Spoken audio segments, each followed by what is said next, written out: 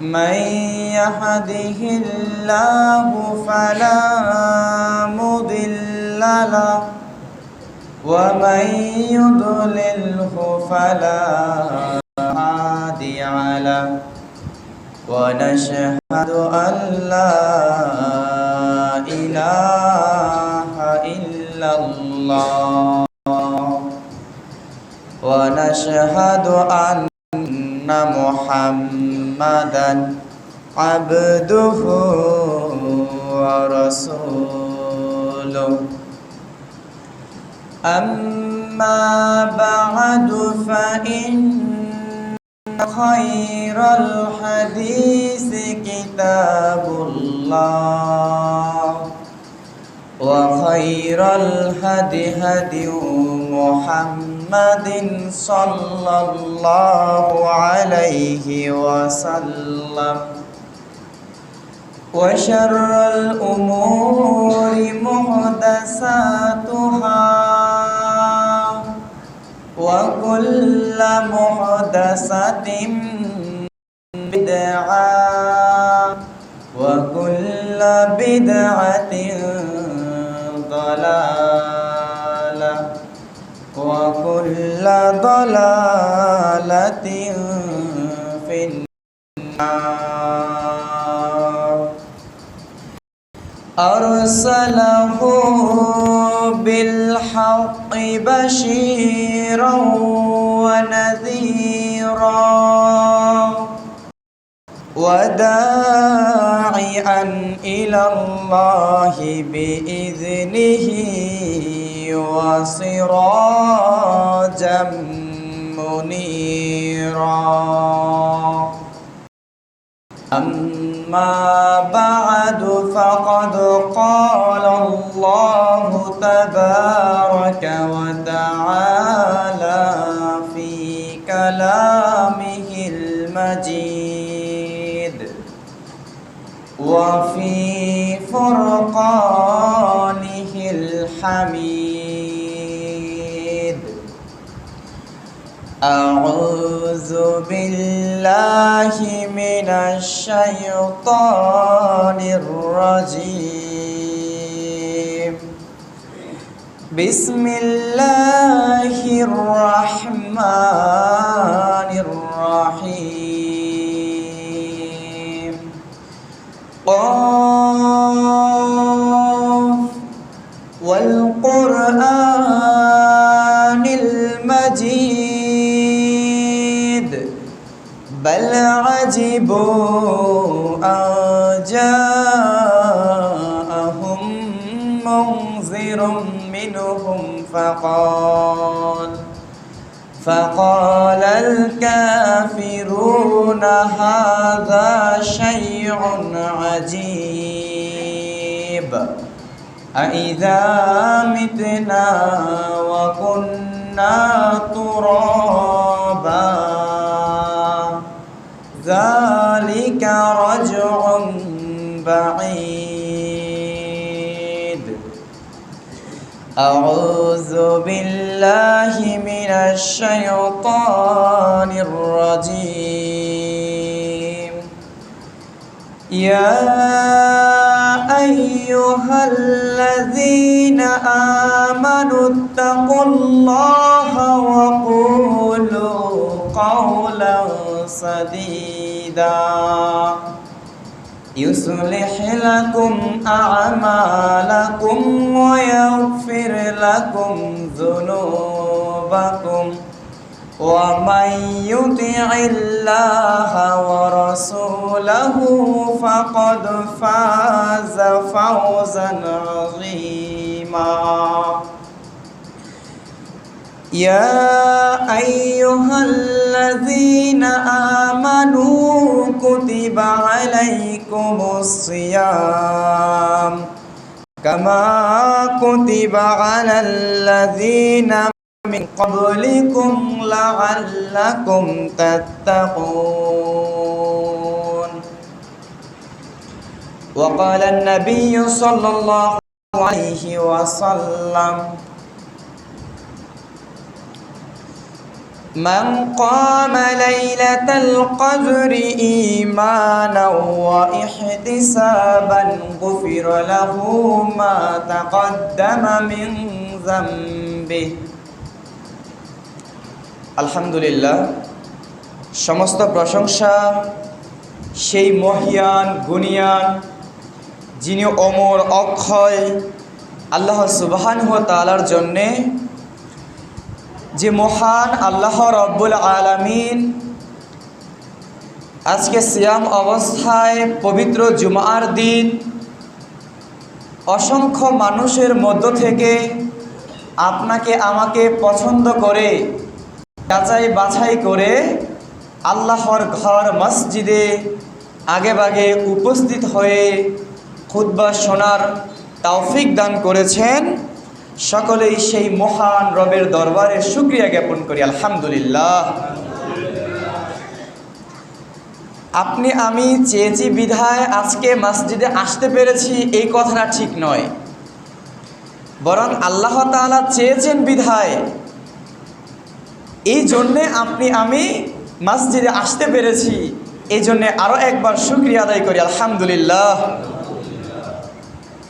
লাখো কোটি দরুদ ও সালাম বর্ষিত হোক আমাদের প্রিয় নবী, আমাদের আদর্শ, আমাদের নেতা জনাবে মুহাম্মদুর রাসূলুল্লাহ সাল্লাল্লাহু আলাইহি ওয়াসাল্লাম। আল্লাহুম্মা সাল্লি আলাইহি আল্লাহুম্মা বারিক আলাইহি। সম্মানিত জুমার সালাতের মুসল্লিয়ান বৃন্দ, আজকে আমরা 16তম রমাদানে উপনীত হয়েছি, আলহামদুলিল্লাহ। হাঁটি হাঁটি পা করে রমাদান মাস আমাদের থেকে বিদায় নিচ্ছে। এভাবেই রমাদান মাস আমাদের মাঝ থেকে চলে যাবে, কিন্তু আল্লাহ সুবহানাহু ওয়া তাআলা যেই উদ্দেশ্যে আপনাকে আমাকে আমাদের জন্যে এই রমাদান মাসের সিয়ামটা ফরজ করলেন, আল্লাহ তাআলার যেই উদ্দেশ্য, যে লক্ষ্যটা, সেই লক্ষ্যটা আমরা কতটুকু বাস্তবায়ন করতে পেরেছি, কতটুকু আমরা অর্জন করতে পেরেছি।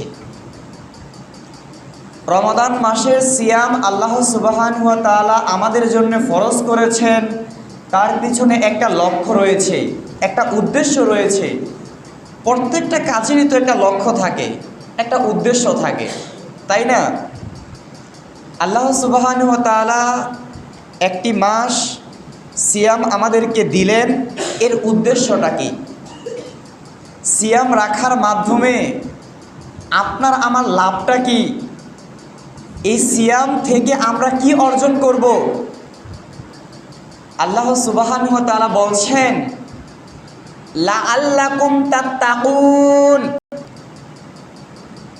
যাতে তোমরা মুত্তাকি হতে পারো, তোমরা আল্লাহকে ভয় করতে পারো।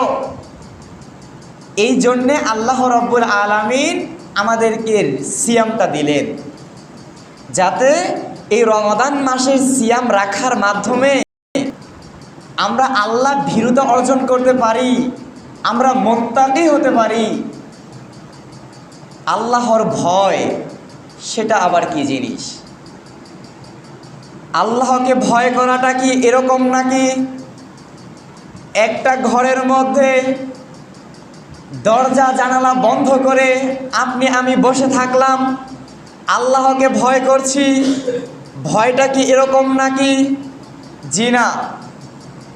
আল্লাহকে ভয় করার অর্থ এই নয় যে আপনি আমি একটা ঘরের মধ্যে দরজা বন্ধ করে দিলাম, জানালা বন্ধ করে দিলাম, আল্লাহকে ভয় করছি, এর নাম কি আল্লাহর ভয়?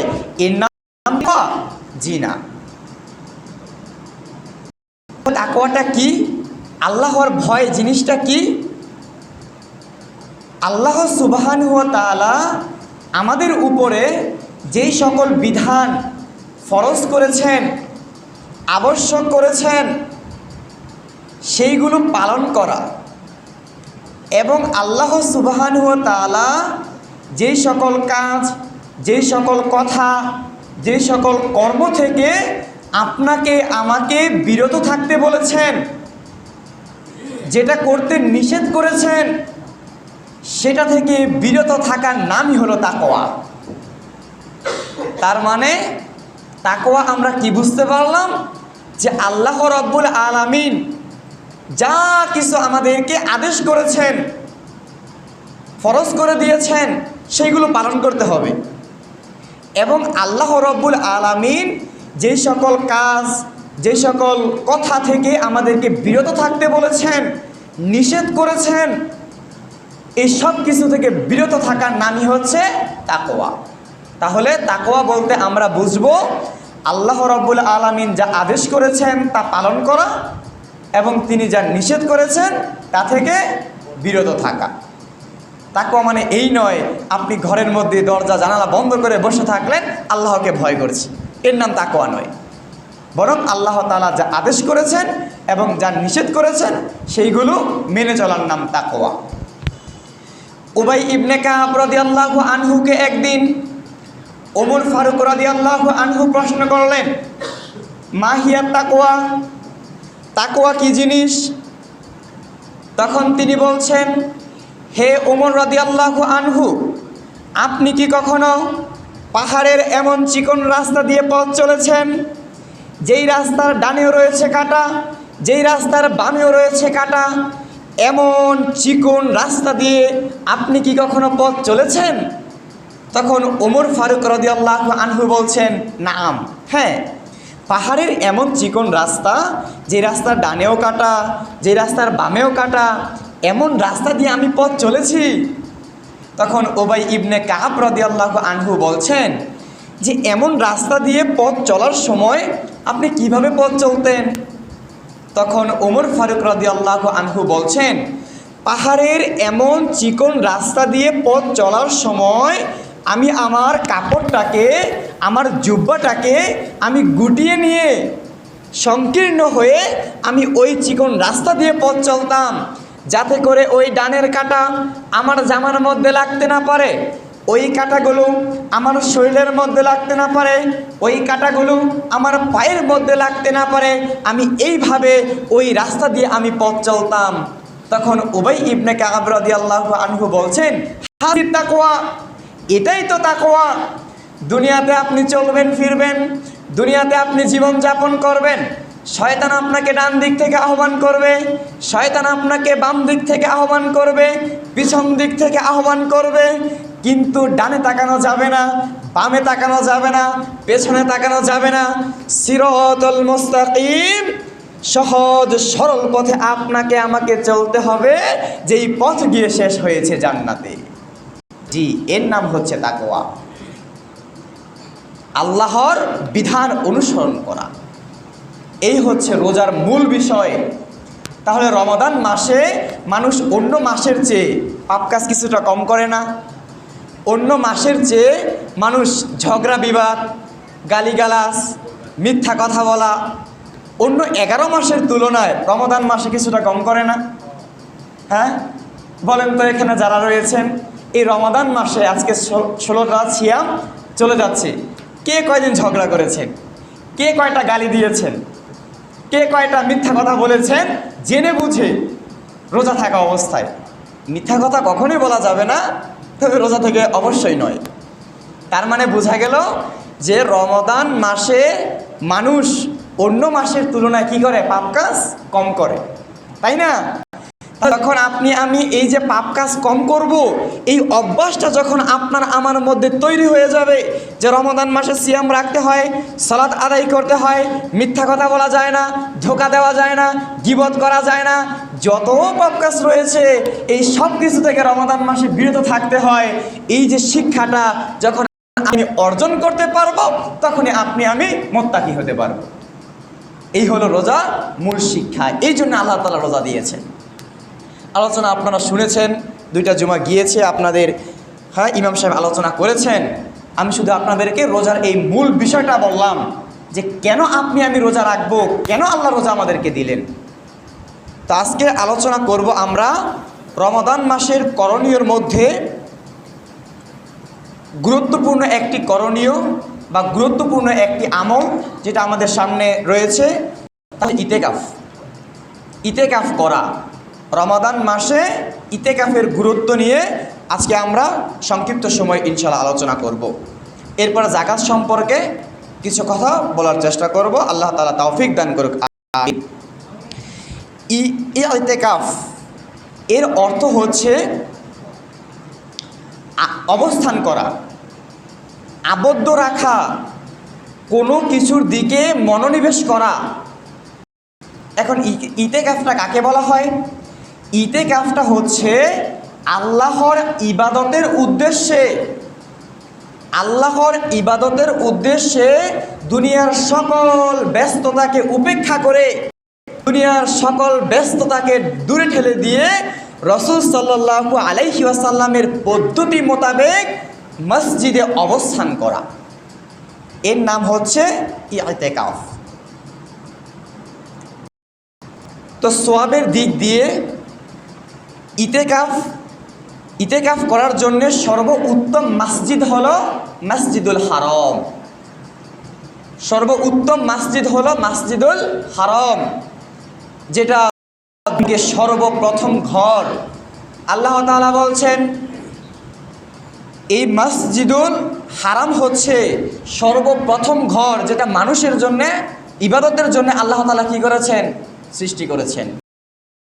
প্রথম পৃথিবীতে যে ঘরটা নির্মাণ করা হয়েছিল সেটা হচ্ছে কাবা বা মসজিদুল হারাম, যেখানে 1 রাকাত সালাত আদায় করলে 1 লক্ষ রাকাত সালাত আদায় করার সমান নেকি পাওয়া যায়। বলেন সুবহানাল্লাহ।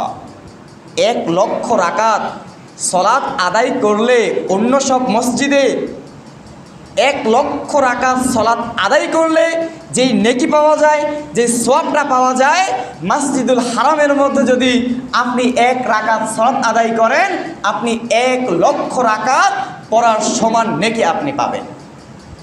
তাহলে সওয়াবের দিক দিয়ে সর্বপ্রথম হচ্ছে মসজিদুল হারাম, এরপর হচ্ছে মসজিদুন নববী, এরপর হচ্ছে মসজিদুল আকসা। মাশাআল্লাহ, এই হলো 3টা মসজিদ।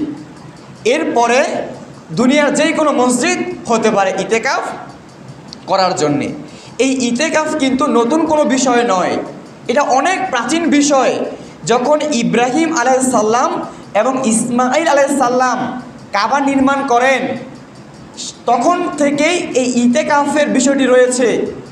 আল্লাহ সুবহানাহু ওয়া তাআলা কোরআনুল কারীমের মধ্যে বলছেন, বিসমিল্লাহির রহমানির রহিম, ওয়া আহিদনা ইলা ইব্রাহিম ওয়া ইসমাঈল আন তাহিরা বাইতিয়া লিত-তাইফিনা ওয়াল আকিফিন ওয়ার রুকআইস সুজুদ। আল্লাহ তাআলা বলেন যে আমি ইব্রাহিম এবং ইসমাঈল আলাইহিস সালামকে আদেশ করলাম, কি আদেশ করলাম?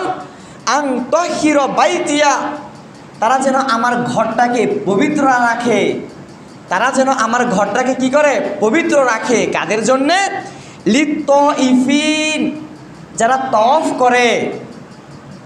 তাওয়াফ করে তাদের জন্যে, ওয়াল আকিফিন, এবং যারা ইতিকাফ করে ইতিকাফকারীদের জন্যে, ওয়ার রুকআইস সুজুদ, এবং যারা রুকু সাজদা করে।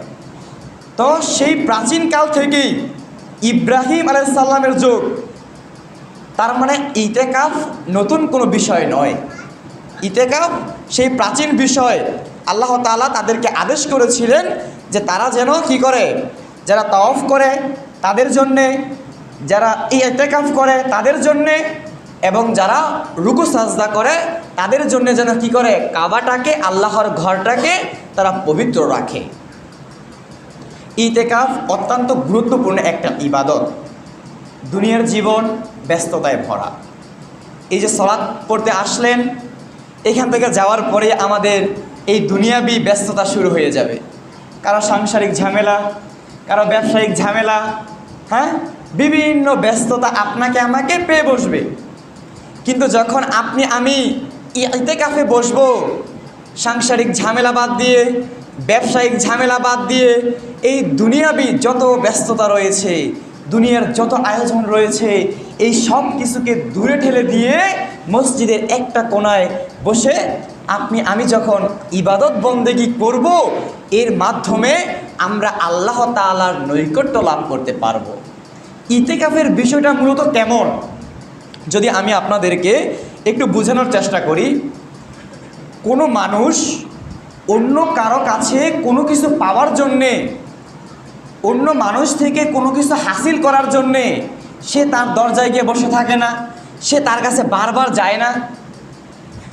মনে করুন আমি আপনার কাছ থেকে টাকা নিতে চাচ্ছি বা আপনার কাছ থেকে আমি কোনো কিছু নিতে চাচ্ছি, তখন বারবার আমি আপনার কাছে যাব, বারবার গিয়ে আমি আপনাকে অনুরোধ অনুনয় বিনয় আপনাকে আমি করব যে আমাকে এই জিনিসটা দিন, এই জিনিসটা আমার প্রয়োজন, তাই না?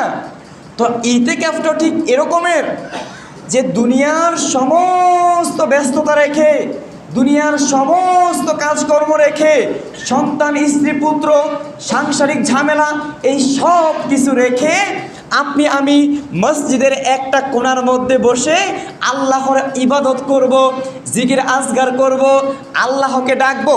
নিজে জীবনে যত গুনাহ রয়েছে, জীবনে যত গুনাহ করেছি, যত পাপ কাজ করেছি, এই সব কিছুর জন্যে আল্লাহর কাছে একা নিরিবিলিতে আমরা আল্লাহর কাছে তওবা করব, ক্ষমা চাইব, যাতে আল্লাহ রাব্বুল আলামিন আমাদের জীবনের গুনাহ খাতাগুলোকে তিনি ক্ষমা করে দেন।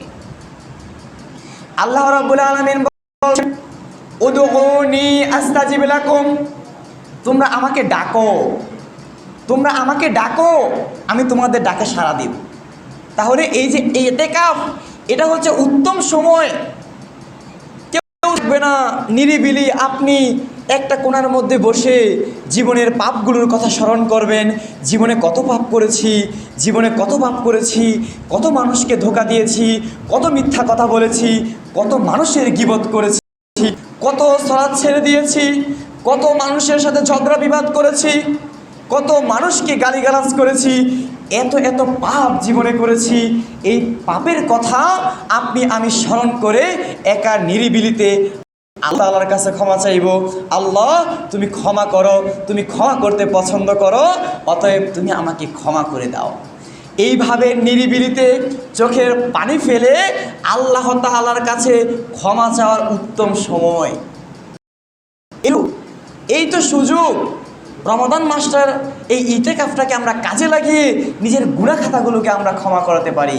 জি, রাসূল সাল্লাল্লাহু আলাইহি ওয়াসাল্লাম বলছেন, যে ব্যক্তি রমাদান মাস পেল, শুনুন, রাসূল সাল্লাল্লাহু আলাইহি ওয়াসাল্লাম বলছেন, যে ব্যক্তি রমাদান মাস পেল, রমাদান মাস পাওয়ার পরে সে ইবাদত বন্দেগী করে আল্লাহকে রাজি খুশি করাতে পারলো না, তার জীবনের গুনাহ খাতাগুলো ক্ষমা করাতে পারলো না, রাসূল সাল্লাল্লাহু আলাইহি ওয়াসাল্লাম বলেন, যে ব্যক্তি রমাদান মাস পেল, রমাদান মাস পাওয়ার পরে সে ইবাদত বন্দেগী করে আল্লাহকে রাজি খুশি করাতে পারলো না, নিজের গুনাহ খাতাগুলো আল্লাহর কাছ থেকে ক্ষমা করিয়ে নিতে পারলো না, ওই ব্যক্তি হলো হতভাগ্য, ওই ব্যক্তি হলো হতভাগ্য, ওই ব্যক্তি হলো হতভাগ্য। শুধু তাই নয়, ওই ব্যক্তির উপরে অভিশাপ করেছেন ফেরেশতা জিবরাইল আলাইহিস সালাম এবং নবী মুহাম্মদ সাল্লাল্লাহু আলাইহি ওয়াসাল্লাম ওই ব্যক্তির উপরে অভিশাপ করেছেন। ওই ব্যক্তির উপরে লানত, ওই ব্যক্তির উপরে লানত, ওই ব্যক্তির উপরে লানত। যেই ব্যক্তি রমাদান মাস পেল, রমাদান মাস পাওয়ার পরে সে ইবাদত করলো না, সে তার গুনাহ খাতাগুলোকে আল্লাহর কাছ থেকে ক্ষমা করে নিতে পারলো না, ওই ব্যক্তি হলো হতভাগা, ওই ব্যক্তি হলো হতভাগা, ওই ব্যক্তি হলো হতভাগা, ওই ব্যক্তি হলো অভিশপ্ত। জি, সমস্ত নবী রাসূল মুস্তাজাবুদ দাওয়া, তারা যা দোয়া করেন তাই কবুল হয়ে যায়। সুবহানাল্লাহ, তারা যা দোয়া করেন তাই কবুল হয়ে যায়। তাহলে তারা যদি অভিশাপ দেয়, মিস হবে? বলেন, মিস হবে? মিস হবে না। তাহলে রমাদান মাস আপনি আমি পেলাম, এই মাসটাকে ইবাদত বন্দেগী করে নিজের গুনাহগুলোকে ক্ষমা করতে পারলাম না, অধিক পরিমাণে ইবাদত করতে পারলাম না, আপনি আমি হতভাগা। আপনি হতভাগা কাকে বলছেন? আপনি আমি তো হতভাগা। রমাদান মাসের আজকে 16টা সিয়াম চলে যাচ্ছে, কয়দিন আপনি আমি হাতটা তুলে ধরেছি, কয়দিন আল্লাহর কাছে ক্ষমা চেয়েছি, কতদিনই বা আল্লাহর সামনে নিজের চোখের পানিগুলো আপনি আমি ঝরাতে পেরেছি? পারিনি। আপনি আমি ব্যর্থ, আপনি আমি হলাম হতভাগ্য। অভিশপ্ত কাকে বলছেন? আপনি আমি তো অভিশপ্ত। যে ব্যক্তি রমাদান মাসকে কাজে লাগাতে পারলো না, সেই ব্যক্তি কখনো সৌভাগ্যবান হতে পারে না। এই যে বেঁচে আছি, রমাদান মাস পেয়েছি, যদি কাজে না লাগাই তাহলে আপনি আমি হব হতভাগ্য, আপনি আমি হব হতভাগ্য। এই জন্যে অবশ্যই চেষ্টা করবেন যাতে আমরা ইতিকাফে বসে নিজের গুনাহ খাতাগুলোকে আল্লাহর কাছ থেকে ক্ষমা করে নিতে পারি। স্বয়ং রাসূল সাল্লাল্লাহু আলাইহি ওয়াসাল্লাম তিনি নিজে ইতিকাফ করেছেন এবং তার মৃত্যুর পরে তার স্ত্রীগণরা ইতিকাফ করেছেন, তার সাহাবারা ইতিকাফ করেছেন। রাসূল সাল্লাল্লাহু আলাইহি ওয়াসাল্লাম রমাদান মাসের শেষ দশকে ইতিকাফ করতেন। রাসূল সাল্লাল্লাহু আলাইহি ওয়াসাল্লাম রমাদান মাসের মাঝের 10 দিন ইতিকাফ করলেন। এরপর তিনি ঘোষণা করলেন যে যারা আমার সাথে ইতিকাফ করেছ তোমরা শেষের 10 দিন কি করো? ইতিকাফ করো। কেন? কারণ আমাকে জানিয়ে দেওয়া হয়েছে যে শবে কদর, লাইলাতুল কদর ওই 10 দিনের কোনো একদিন আমাকে বলে দেওয়া হয়েছিল, কিন্তু তারপর আমাকে ভুলিয়ে দেওয়া হয়েছে। তোমরা লাইলাতুল কদর বা শবে কদর তোমরা তালাশ করবে। রমাদান মাসের যে বেজর রাতগুলো রয়েছে সেই রাতে তোমরা লাইলাতুল কদর তোমরা তালাশ করো। তাহলে কোনো মানুষ যদি শেষের 10 দিন ইতিকাফ করে তাহলে তার কি লাইলাতুল কদর কোনো ভাব আছে? বলেন, ছোটার ভাব আছে? কোনোভাবেই তার ছোটার ভাব নেই। হয় 21, হ্যাঁ, তারপর 23, 25, 27 কিংবা 29, একটার মতো থাকবে একটার মতো ইনশাল্লাহ, তাই না? তাহলে আপনি আমি শেষের 10 দিন ইতিকাফ করি, তাহলে লাইলাতুল কদর ছোটার সম্ভাবনা নেই। এই জন্য অবশ্যই আমরা ইতিকাফ করব। কিন্তু দেখা যায় ইতিকাফ কারা করে? ইতিকাফ করে ওই যে 80 বছরের সেই বৃদ্ধ, ওই যে বয়োজ্যেষ্ঠ সেই মুরব্বী, তিনি এসে ইতিকাফ করে। ইতিকাফটা তো তার জন্যে নয়, মূলত ইতিকাফটা হচ্ছে যুবকদের জন্যে। আর তিনি তো বুড়ো হয়ে গিয়েছেন, কাশি দিলে বুকে ব্যথা, ঠিক কথা করতে পারেন না। তিনি যতটুকু পারেন বাড়িতে বসে তিনি সালাত আদায় করেন। ইতিকাফটা জরুরি হচ্ছে যারা যুবক, তাদের জন্য ইতিকাফটা জরুরি। কারণ ওই যে দুনিয়ার যত ব্যস্ততা রয়েছে, বাহিরে যত রয়েছে, এই সব কিছু থেকে বিরত যখন আপনি আমি মসজিদে অবস্থান করব, মসজিদে বসে কি আর কেউ পাপ কাজ করবে? সে যত বড় পাপী হোক, মসজিদে বসে কি আর কেউ বিড়ি খাবে না? হ্যাঁ, মসজিদে বসে কি মানুষ আর গীবত করবে? মনে একটা ভয় জাগবে, আল্লাহর ঘর, মসজিদে বসে আছি, কি করে মিথ্যা কথা বলি, কি করে গীবত করি, কি করে পাপ কাজ করি, কি করে কথা বলি, তাই না? আর একজন মানুষ সবচেয়ে বেশি পাপ কাজ করে তার যৌবনকালে, যুবক বয়সে সবচেয়ে বেশি পাপ কাজ হয়। এই জন্যে এই সমাজে যত যুবক ভাইয়েরা আছেন, নিয়ত করেন যে আগামী বছর হয়তো বেঁচে নাও থাকতে পারি, আগামী রমাদান হয়তো আপনি আমি নাও পেতে পারি। এখন বেঁচে আছি, যদি নিয়ত করে নেন ইতিকাফ করব, বসে ইবাদত বন্দেগী করব, জীবনে কত পাপ করেছি, গুনাহ করেছি, এই সব কিছু আল্লাহর কাছ থেকে ক্ষমা করিয়ে নিব। এই নিয়তটা যদি আপনি করতে পারেন এবং ইতিকাফে অবস্থান করতে পারেন, ইনশাআল্লাহ আল্লাহ রাব্বুল আলামিন আপনার আমার জীবনের গুনাহ খাতা তিনি ক্ষমা করে দেবেন। জি, ক্ষমা করে দিবেন, যদি নিয়ত করতে হবে আপনার আমার। কিন্তু দেখা যায় আমরা কি করি? ওই যে ভাড়া করে লোক এনে ইতিকাফ করাই, এরপর আমাদের একটা ধ্যান জ্ঞান রয়েছে যে প্রত্যেক এলাকা থেকে বা প্রত্যেক মহল্লা থেকে সর্বনিম্ন একজন ইতিকাফে বসতেই হয়। জি না, ধর্ম এতটা পাগল নয়, ইতিকাফ ফরজ কোনো বিধান নয়। যে আপনি লোক ভাড়া করে এনে তাকে আপনি টাকা দিলেন, টাকার বিনিময়ে সে ইতিকাফ করলো। ধর্ম এতটা পাগল নয়। বিভিন্ন মসজিদে আছে তারা মানুষকে টাকা দিয়ে এনে বসায় রাখে। কেন? এটা কেন করতে হবে? হ্যাঁ, এটা তো করার আমাদের প্রয়োজন নেই। আপনি নিজে ইতিকাফ করেন। নিজে না করে আমরা কি করছি? আমরা ভাড়া করে আনছি। জি না, ভাড়া করে আনা যাবে না। ইতিকাফ হচ্ছে বেশি ইবাদতের জন্যে একটা মাধ্যম। মসজিদে আপনি আমি কতক্ষণ থাকি? জুমার সালাতের পরে সুন্নত পড়বেন, 2-4 মিনিট বসবেন, চলে যাবেন। আবার আসরের সময় আসবেন, সালাত পড়বেন, 2-4-5 মিনিট বসবেন, চলে যাবেন। কিন্তু ইতিকাফে থাকলে আপনি আমি অপ্রয়োজনে বাহিরে বের হতে পারবো না, জানাজার সালাতেও যেতে পারবো না, রুগীকেও দেখতে যেতে পারবো না, এবং যাদের স্ত্রী রয়েছে তাদের কাছে আপনি যেতে পারবেন না। আপনার প্রয়োজনীয় কাজ ছাড়া আপনি মসজিদ থেকে বাহিরে বের হতে পারবেন না। পসরা পায়খানা গোসল ছাড়া আপনি মসজিদ থেকে বাহিরে আপনি যেতে পারবেন না। যে একটু ঘুরে আসি, জি না, পারবেন না। কারণ আপনি নিজেকে মসজিদের ওই একটা কোণায় নিজেকে আপনি আবদ্ধ করে রেখেছেন। কার জন্যে? আল্লাহর জন্যে। আল্লাহর জন্যে আপনি নিজেকে কি করলেন? আবদ্ধ করে রাখলেন। অবশ্যই আপনারা যারা ইতিকাফে বসবেন নিয়ত করেছেন, আল্লাহ তাআলা আপনাদের এই নিয়তে বারাকা দান করুক। এবং ইতিকাফে বসে অপ্রয়োজনীয় কোনো কথা বলবেন না। অনেকেই দেখা যায় বসে বসে অপ্রয়োজনীয় আলাপ করে, গল্প গুজব করে। জি না, এগুলো করা যাবে না। বসে বসে আপনি মোবাইল টিপলেন, ভিডিও দেখলেন, তাহলে তো হবে না। তাহলে ইতিকাফের যে মূল উদ্দেশ্য দুনিয়াবি পাপ কাজ থেকে আপনাকে বিরত রাখা, আল্লাহর দিকে আপনার মনকে নিয়ে যাওয়া, তাহলে কি সেটা হবে? বর্তমানে সবচেয়ে ফিতনা হচ্ছে মোবাইল, অহেতুক জিনিস এক প্রকার। তাহলে সেটা যদি আপনি ব্যবহার করেন ইতিকাফে বসে, তাহলে তো আপনার ইতিকাফের লক্ষ্যটা কি হলো না? আপনার অর্জিত হলো না।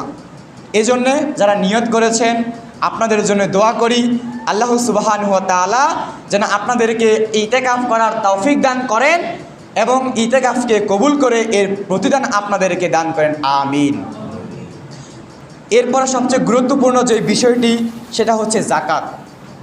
জাকাত এর শব্দের অর্থ হচ্ছে বৃদ্ধি পাওয়া, সম্পদ বৃদ্ধি পাবে। এখন আপনি বলবেন এটা আবার কেমন কথা? আমার কাছে 100 টাকা রয়েছে, 50 টাকা আমি দিয়ে দিলাম, তাহলে বাকি থাকলো কত? 50 টাকা। তাহলে বৃদ্ধি কিভাবে পেল? আপনার কাছে 10 লক্ষ টাকা রয়েছে, আপনি এই সম্পদ থেকে আপনি জাকাত দিয়ে দিলেন, তাহলে সম্পদ কমে গেল, বৃদ্ধি কিভাবে পেল? জি, এটা হয়তো আপনি আমি বাহ্যিকভাবে দেখছি যে আমার 100 টাকা থেকে আমি 50 টাকা যদি কাউকে দিয়ে দেই বা কোথাও দান করে দেই, তাহলে আমার রইল কত? 50 টাকা। এটা হয়তো বাহ্যিকভাবে কমে যাচ্ছে। আপনার এই 50 টাকা দেওয়ার কারণে অথবা 2 টাকা আপনার দেওয়ার কারণে অন্য দিক দিয়ে হয়তো আপনার 2000 টাকা এসে গেছে, 2000 টাকার ব্যবস্থা হয়ে গিয়েছে। হতে পারে না? আল্লাহ চাইলে হতে পারে না? জি, হতে পারে। জাকাত হচ্ছে ফরজ, দান সদকা হচ্ছে নফল, আপনি করলে নেকি পাবেন। কিন্তু জাকাত এটা ফরজ বিধান। সালাত যেমন ফরজ, রমাদানের সিয়াম যেমন ফরজ, জাকাত তেমন ফরজ। আর আমরা কি করি? নফল নিয়ে আমরা পড়ে থাকি। তারাবির সালাত 8 রাকাত না 20 রাকাত, এইগুলো নিয়ে আমরা পড়ে থাকি। কেন? একজন মানুষ যদি কোনো নফল সে আদায় না করে, কোনো সুন্নত যদি সে আদায় না করে, সে যদি শুধুমাত্র ফরজগুলো পালন করে, এই ফরজ তাকে জান্নাতে নিয়ে যাবে ইনশাআল্লাহ। যদি কোনো মানুষ শুধু ফরজগুলো সে আদায় করে আর বাকিটা হচ্ছে আপনার প্লাস পয়েন্ট, যদি আপনার আমার ফরজের মধ্যে ঘাটতি হয়ে যায়, তাহলে আপনি আমি 5 ওয়াক্ত সালাতের পরে যেই নফলগুলো আমরা পড়ি সেইগুলো ফরজের চলে আসবে। আল্লাহ তাআলা বলবেন, এই বান্দার ফরজের মধ্যে ঘাটতি, দেখো তো তার কোন নফল আছে কিনা। হ্যাঁ, তার নফল সালাত রয়েছে, তাহলে ফরজের মধ্যে বসিয়ে তার ফরজের ঘাটতিটাকে পূর্ণ করে দাও। সুবহানাল্লাহ। বুঝতে পেরেছেন? তাহলে আমরা কি করি? নফল নিয়ে আমরা পড়ে থাকি আর ফরজের বেলায় শূন্য।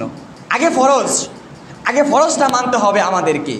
এজন্য নিসাব পরিমাণ সম্পদ যাদের রয়েছে, 7.5 ভরি স্বর্ণ, বর্তমান সময়ে এর দাম অনুযায়ী আপনারা জাকাত প্রদান করবেন এবং 52.5 তলা রূপ বর্তমান বাজার দাম, কারণ এগুলোর দাম তো ওঠানামা করে, তাই না? ওঠানামা করে, এই জন্য এই হিসাব করবেন আপনারা যে 7 ভরি স্বর্ণের বর্তমান বাজার দাম কত এবং 52 তলা রূপের দাম কত। আপনারা চাইলে রূপের হিসেবেও জাকাত দিতে পারেন, চাইলে আপনারা স্বর্ণের হিসেবেও জাকাত দিতে পারেন। অবশ্যই আপনার সম্পদের জাকাত আপনাকে দিতে হবে, সম্পদের জাকাত আপনাকে বের করতে হবে, কারণ এটা আপনার সম্পদ নয়, এটা গরিব এতিম মিসকিন তাদের হক, তাদেরকে দিয়ে দিতে হবে।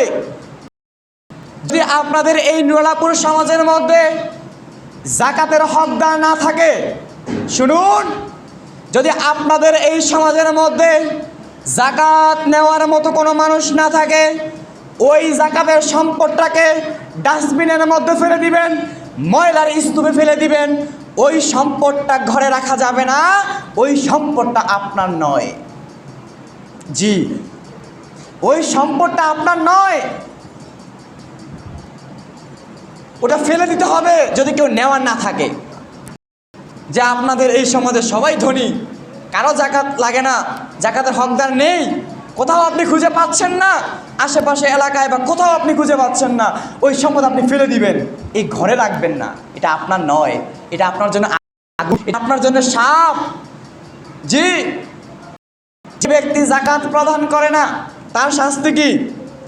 যে ব্যক্তি জাকাত প্রদান করে না, তার সম্পদের জাকাত দেয় না, সম্পদকে সে জমা করে, ওই শাস্তি রাসূল সাল্লাল্লাহু আলাইহি ওয়াসাল্লাম বলছেন, কিয়ামতের দিন জাকাত অনাদায়কারী ব্যক্তিকে, সে যদি তার স্বর্ণর উপর জাকাত না দিয়ে থাকে, স্বর্ণর উপর জাকাত যদি সে দিয়ে না থাকে, ওইগুলোকে আগুনের মধ্যে গরম করা হবে। আগুনের মধ্যে ওইগুলো গরম করে তার পৃষ্ঠদেশে, তার গালের মধ্যে, তার এই বুকের মধ্যে, তার সমস্ত শরীরের মধ্যে ছেঁকা দেওয়া হবে। জি, আর যদি কোনো মানুষ তার গরু ছাগল রয়েছে, এইগুলোর জাকাত যদি সে প্রদান না করে, কিয়ামতের দিন ওই গরু ছাগল শিং দ্বারা ওই ব্যক্তিকে আঘাত করবে খোলা মাঠের মধ্যে। খোলা মাঠের মধ্যে ওই গরু ছাগল তাকে আঘাত করবে এবং তার পায়ের খুর দ্বারা ওই ব্যক্তিকে পিষতে থাকবে। জি, এবং কোনো মানুষ যদি তার সম্পদের, তার অর্থের জাকাত প্রদান না করে, কিয়ামতের দিন আল্লাহ রাব্বুল আলামিন তার ওই অর্থ সম্পদটাকে বিশাল সাপে পরিণত করে তার এই গলার মধ্যে পেঁচিয়ে দিবে। ওই সাপ তার 2 চোয়ালের মধ্যে কামড়াতে থাকবে। তাহলে জাকাতের সম্পদ ঘরে রাখলেন মানে আগুন ঘরে রাখলেন, জাকাতের সম্পদ ঘরে রাখলেন মানে আপনি সাপ ঘরে রাখলেন। জি, তাহলে পাগলেও তো নিজের ভুলটা বোঝে, তাহলে আপনি আমি কি বুঝবো না? আল্লাহ সুবহানাহু ওয়া তাআলা আমাদেরকে বোঝার তৌফিক দান করুক, আমিন। তো আজকে আমরা ইতিকাফ এবং জাকাত নিয়ে যে সংক্ষিপ্ত কথা আপনাদের মাঝে বলেছি, বিস্তারিত আপনাদের ইমাম সাহেব আছেন, আলেম ওলামা আছেন, তাদের কাছ থেকে আপনারা জানবেন ইনশাআল্লাহ। আমরা শুধুমাত্র আপনাদেরকে একটু স্মরণ করিয়ে দিলাম। হ্যাঁ, তো আল্লাহ সুবহানাহু ওয়া তাআলা আমাদেরকে ইতিকাফে বসার এবং এটা আল্লাহ তাআলা কবুল করুন, আমিন। এবং যাদের নিসাব পরিমাণ সম্পদ হয়েছে, আমরা যেন যথাযথভাবে আমাদের এই সম্পদের জাকাত আদায় করতে পারি। আল্লাহ রাব্বুল আলামিন তৌফিক দান করুক, আমিন। ওয়া আখিরি দাওয়ানা আনিল হামদুলিল্লাহি রাব্বিল আলামিন।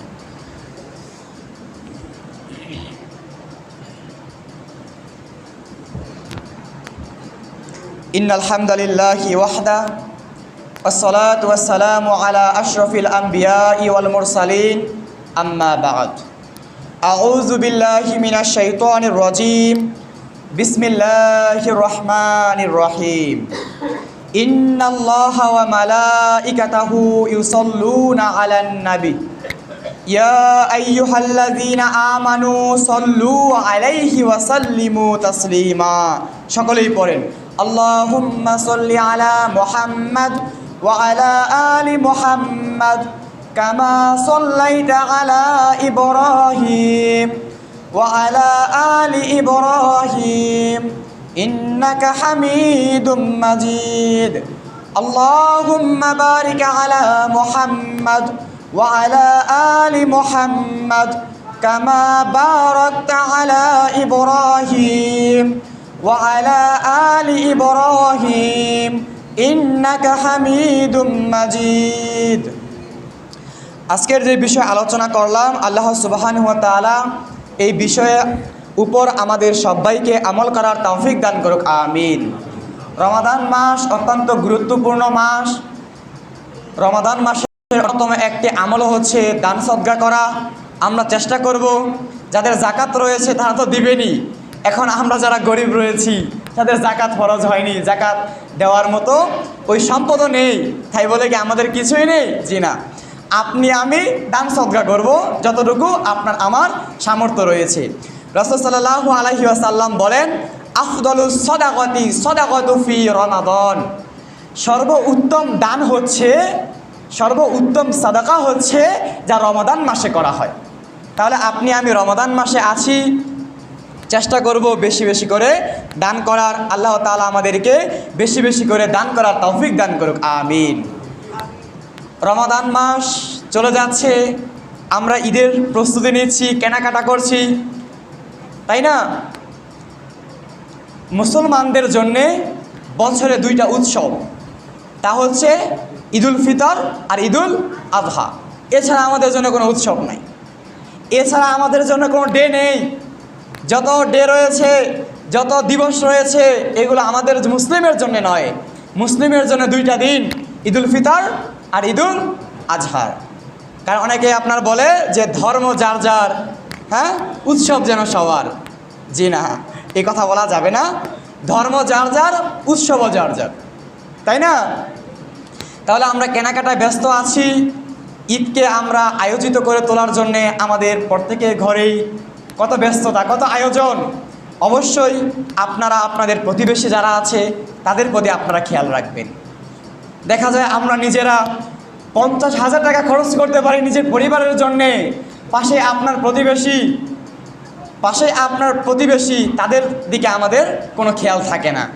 এজন্য অবশ্যই চেষ্টা করবেন যাতে ঈদ যেমন আমরা আনন্দে কাটাবো, আমাদের পাড়া প্রতিবেশী, আমাদের অধীনস্থ যারা রয়েছে তারাও যেন ঈদটাকে আনন্দের সাথে কাটাতে পারে। নতুন জামা পরে সবাই যেন আমরা ঈদগাহে যেতে পারি, এই উৎসবটাকে যেন আমরা আনন্দমুখর করে তুলতে পারি। কিন্তু দেখা যায় আমরা নিজেকে নিয়ে আমরা ব্যস্ত থাকি। হ্যাঁ, তারপর দেখা যায় যে মসজিদের যিনি ইমাম, খাদেম থাকে, তাদের প্রতি আমাদের এই গুরুত্বটা, এই খেয়ালটা আমাদের থাকে না।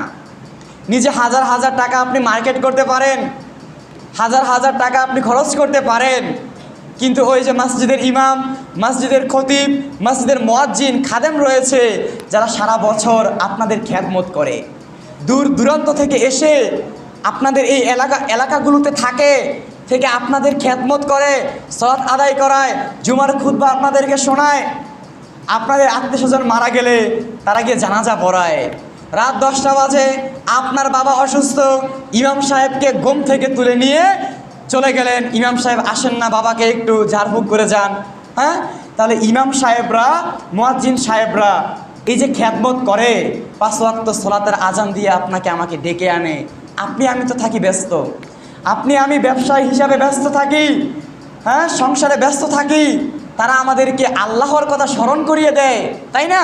স্মরণ করিয়ে দেয় সারা বছর। মাশাআল্লাহ, আপনারা তাদেরকে অনেক খেদমতে সাহায্য করেন, হাদিয়া টাদিয়া তাদেরকে দেন, আলহামদুলিল্লাহ, যথেষ্ট সম্মান তাদেরকে করেন। কিন্তু ঈদ আসলে আমরা ভুলে যাই, এটা ঠিক নয়। তারা আমাদের ইমাম, তাদের পেছনে আমি সালাত আদায় করি, কিন্তু দেখা যায় ঈদ আসলে তাদের প্রতি আমাদের আর নজর থাকে না। ইমাম, খতিব, মুয়াজ্জিনদেরকে খুশি করতে লক্ষ লক্ষ টাকার প্রয়োজন হয় না। আপনি কেনাকাটা করতে গেলেন, কয়েকশো টাকা দিয়ে একটা লুঙ্গি কিনে আনলেন, একটা পাঞ্জাবি কিনে আনলেন, নেন, এটা আপনার জন্যে, খুশি হয়ে যাবে, মন থেকে দোয়া আসবে, মন থেকে দোয়া আসবে। ওই যে আপনি সন্তানের জন্য এসে দোয়া চান, বাবা মার জন্য দোয়া চান, দোয়া চাওয়ার কিছু নিয়ম রয়েছে। মানুষকে খুশি করতে পারলে, যেমন আল্লাহকে খুশি করতে পারলে ইবাদত বন্দেগী করে আল্লাহ আপনাকে আমাকে জান্নাত দিবেন, আল্লাহ তাআলা খুশি হলে, আর মানুষ তো অল্পতেই খুশি হয়ে যায়। এজন্যে আমরা অবশ্যই চেষ্টা করব তারা আমাদের ইমাম, আমাদের নেতা, তারা আমাদের খেদমতে আছেন, অবশ্যই আপনারা যথেষ্ট পরিমাণ দেন, যথেষ্ট পরিমাণ তাদেরকে সম্মান আপনারা করেন, কিন্তু ঈদের সময় একটু খেয়াল রাখবেন, তাই না? এখন মানুষ বলে যে আরে ইমাম সাহেবদেরকে আর এত টাকা লাগে, ইমাম সাহেবদেরকে আর এত কিছু লাগে। আপনি যখন 1000 টাকার নোটটা নিয়ে বাজারে গেলেন, বাজার করার পরে যখন আপনি নোটটা দোকানদারকে দিলেন, নিমিষেই আপনার সেই নোটটা শেষ হয়ে গেল, খরচ হয়ে গেল। তাহলে ইমাম সাহেব যদি ওই একই পণ্য কিনে তার কাছ থেকে কি খরচটা হবে না? খরচটা হবে না? এখন মানুষ বলে হুজুরদের টাকায় বরকত রয়েছে, হ্যাঁ হুজুরদের টাকায় বরকত রয়েছে, তাদের এত কিছু লাগে না। এটা হচ্ছে ছোট মন মানসিকতা, এটা ছোট মন মানসিকতা। অবশ্যই আমরা তাদের প্রতি একটু গুরুত্ব দিব, তাদেরকে আমরা খুশি রাখার চেষ্টা করব। আল্লাহ সুবহানাহু ওয়া তাআলা আমাদেরকে বোঝার তৌফিক দান করুক, আমিন। জুমার দিন, দোয়া কবুলের দিন, আমরা দোয়া করছি আমাদের নিজেদের জন্যে, দোয়া করি আমাদের পাড়া প্রতিবেশী যারা আছেন, যারা যেখানে যে অবস্থায় আছেন, আল্লাহ সুবহানাহু ওয়া তাআলা সবাইকে হেফাজতে রাখুন, আমিন। আমাদের মধ্যে যারা অসুস্থ আছেন বিভিন্ন হাসপাতাল, ক্লিনিকে বা এখানেও যারা অসুস্থ অবস্থায় আছেন, আল্লাহ সুবহানাহু ওয়া তাআলা আমাদেরকে পরিপূর্ণ শেফা দান করুক, আমিন। রব্বানা আতিনা ফিদ দুনিয়া হাসানা ওয়া ফিল আখিরাতি হাসানা ওয়া কিনা আযাবান নার। ربنا ظلمنا أنفسنا وإن لم تغفر لنا وترحمنا لنكونن من الخاسرين اللهم اكفني بحلالك عن حرامك وأغنني بفضلك عمن سواك رب ارحمهما كما ربياني صغيرا رب ارحمهما كما ربياني صغيرا رب ارحمهما كما ربياني صغيرا ربنا اصرف عنا عذاب جهنم إن عذابها كان غراما ربنا تقبل منا إنك أنت السميع العليم وتب علينا إنك أنت التواب الرحيم سبحان ربك رب العزة عما يصفون وسلام على المرسلين والحمد لله رب العالمين সকলের সালাতের জন্য